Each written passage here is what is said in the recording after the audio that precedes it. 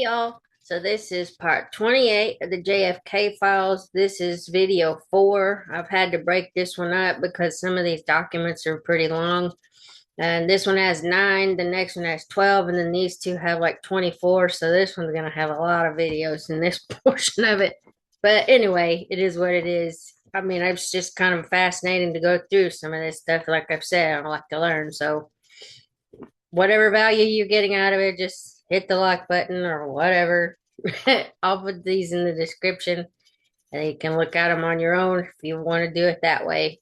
But anyway, so this is 14th of February 1977. This is a memorandum subject, and we've seen this guy's name in one of the other documents, I think in 27, but it's Tad Whittold and Zulk, I guess, is AM Cape 1. And then it has 201-50539. It looks like they missed a number, but he does have a 201 number, so that means he's either working for them or they have a file on him.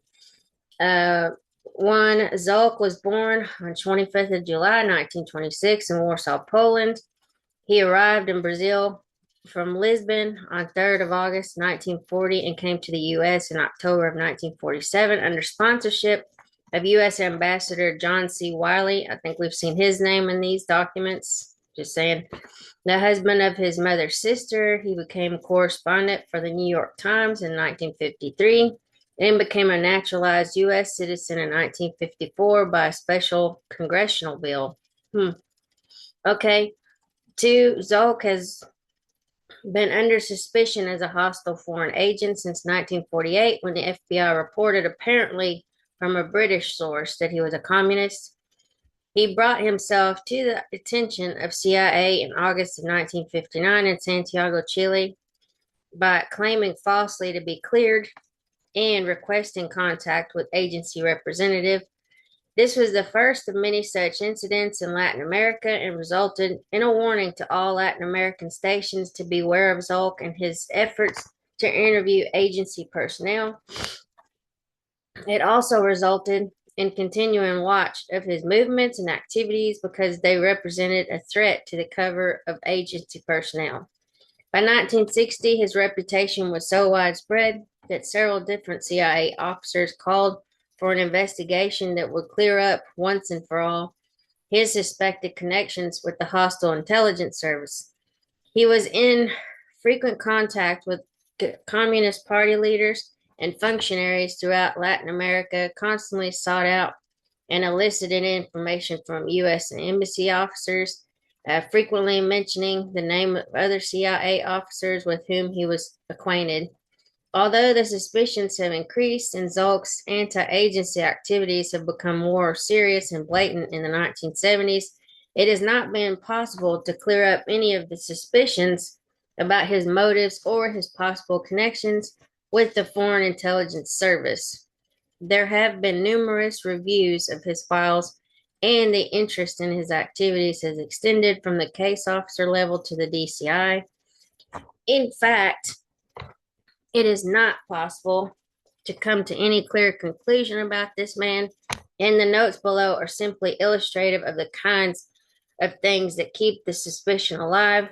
It is important to note that Zulk's activities can be explained by the combination of his personality, ambition, and the demands on an investigative reporter for the New York Times. He is an aggressive, insensitive, and persistent journalist with the family connections, Ambassador Wiley, and ability to develop the kinds of contacts appropriate to a successful correspondent for a newspaper like the NYT.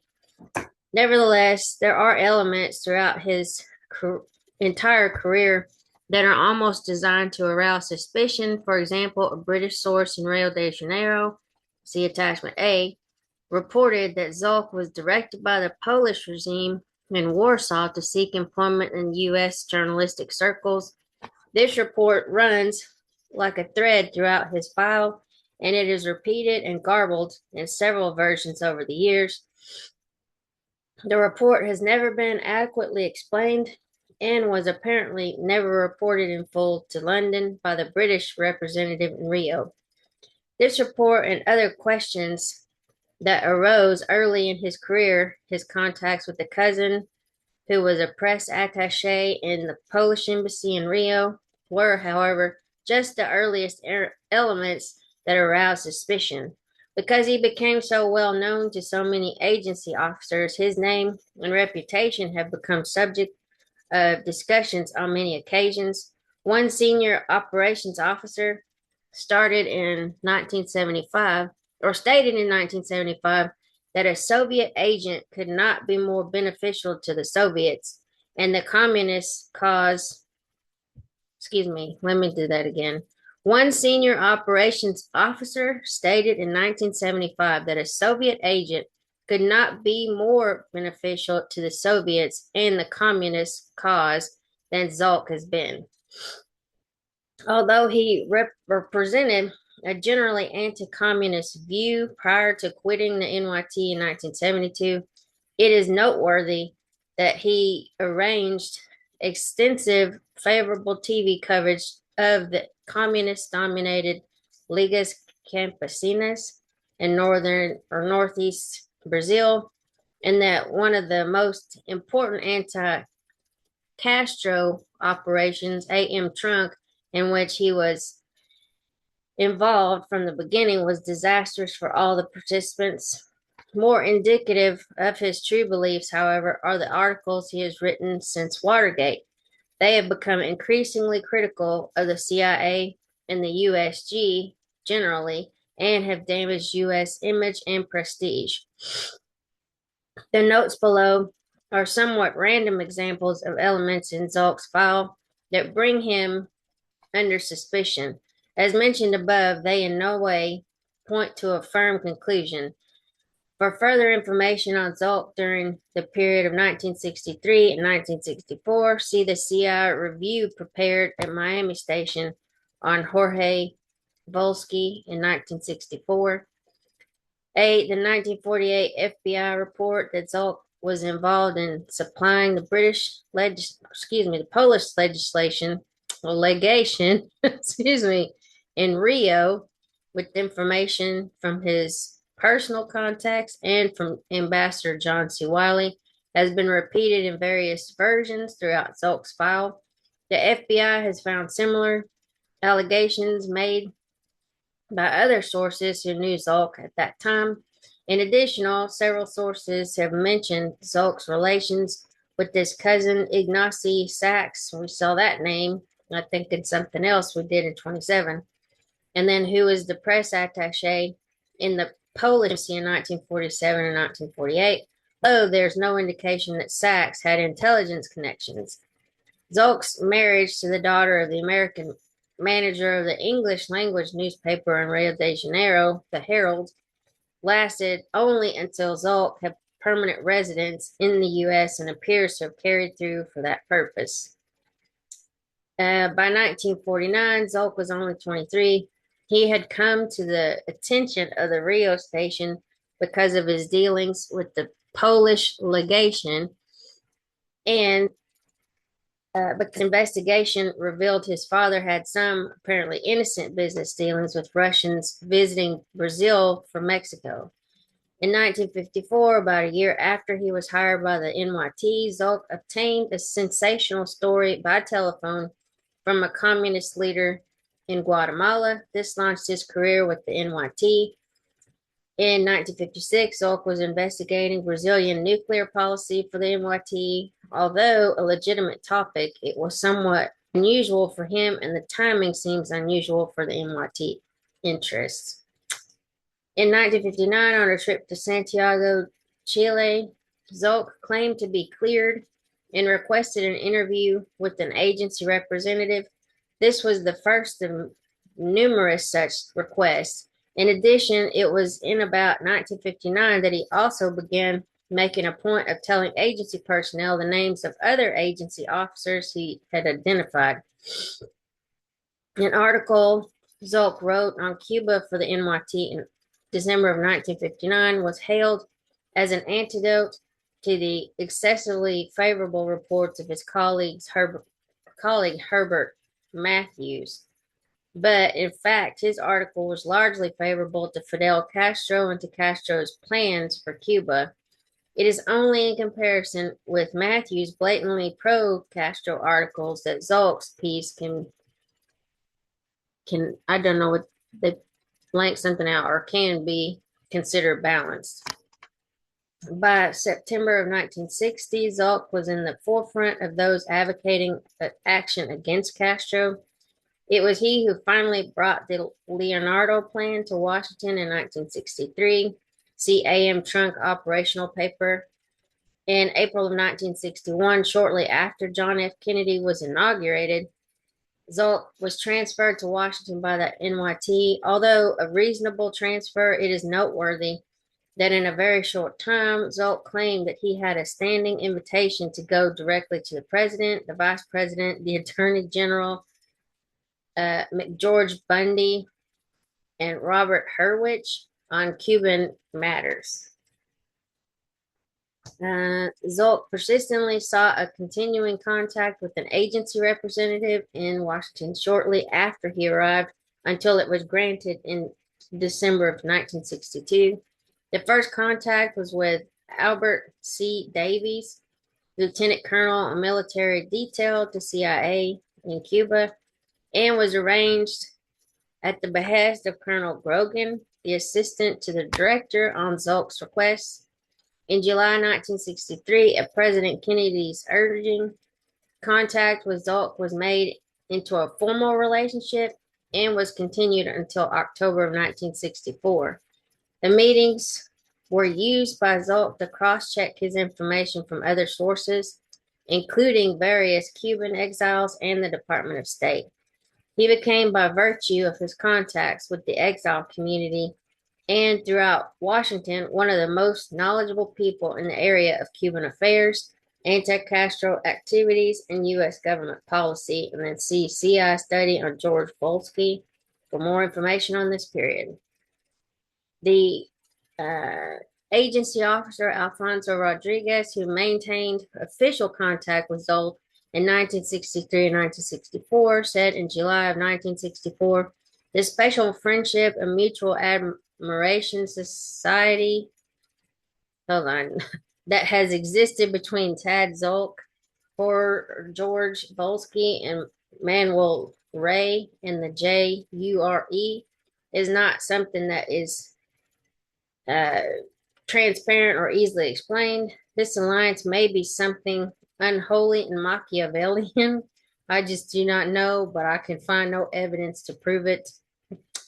Another officer, Seymour Young, wrote in 1965, after reading and rereading this man's various files, I began to feel that this man is in his position would be an ideal agent of influence.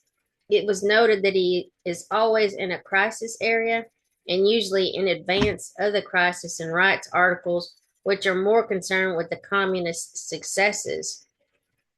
In about August of 1965, Zolk was sent to Madrid as the NYT representative for Spain and Portugal.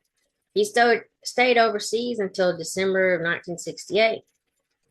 He was present in Prague during the Soviet invasion of August of 1968, and in December he was expelled, apparently for being too inquisitive. However, the West German service has remained suspicious of the circumstances of Zolk's expulsion, and the details have never been clarified. It is interesting that Zolk wrote articles reflecting the official Czech line concerning the defection of General Jen Sejna, who was in the Czech intelligence service. Zolk was reported by an FBI source to have gone horseback riding with Boris B. Yurachevsky, something like that. I'm saying it wrong, I'm probably sure. Yarochevsky, a suspect KGB officer in Washington in June or July 1971. Zolk's file reflects no regular contact with bloc diplomats. In 1972 and 73, Zolk covered Watergate extensively and demonstrated an extreme bias against the CIA. By July of 1972, Zolk's inquiries of the Department of State and his articles had taken on a distinctly anti-U.S. government tone. His coverage of guerrilla and I don't know how you say that, and terrorist groups was less sure than in earlier days and was frequently sensationalist and full of inaccuracies. See especially article in NYT for 14th of July 1972 on a terrorist headquarters in Zurich and other wild statements. Since 1974, Zolk's articles have been highly critical of the agency, and he's used the background information he gathered in the 1960s to attack the agency and to criticize its operations. In May 1975, Zolk accused the agency of rifling the files of U.S. senators. This was only one of many irresponsible and false articles he wrote trying to discredit the agency. One of the more spectacular efforts was a series in Esquire magazine in which, among other things, he charged that the U.S. intelligence community had a hidden budget of $25 billion and a network of 200,000 spies. In Inside the Company, a CIA diary, Philip Agee credits Zolk's daughter, Nicole, for having obtained vital research materials in New York and Washington, D.C. There's reason to believe, particularly in a view of the extreme views Tad Zolk has manifested in the past 2 years, that he may have aided his daughter in her research. In summation, the case against Tad Zolk as a foreign agent is weak. However, his most recent activities are entirely consonant with the view that he has already served the Soviets well and can end his career as an overt propagandist taking advantage of the current furor over the CIA to do the greatest possible damage. The current paralysis of all anti-communist action by the agency attests to the effectiveness of A.G. Zolk, the Soviets, et al. And note, see attachments, I guess, would be from a highly sensitive source. Any use of secret sensitive attachment requires CCI approval. The the source reported that Nicole, while working with the DGI in Cuba to expose the agency, said that except for her father, her whole family were fascists. She said that her father quit the New York Times because of the restrictive editorial policy and he wished to write according to his beliefs. And then she's basically Marty Miller, and then 201, 50539, and then anyway, the task force. So that's it for that one. I'll try to get another one loaded up as soon as possible. But anyway, I'll talk to you later. Bye.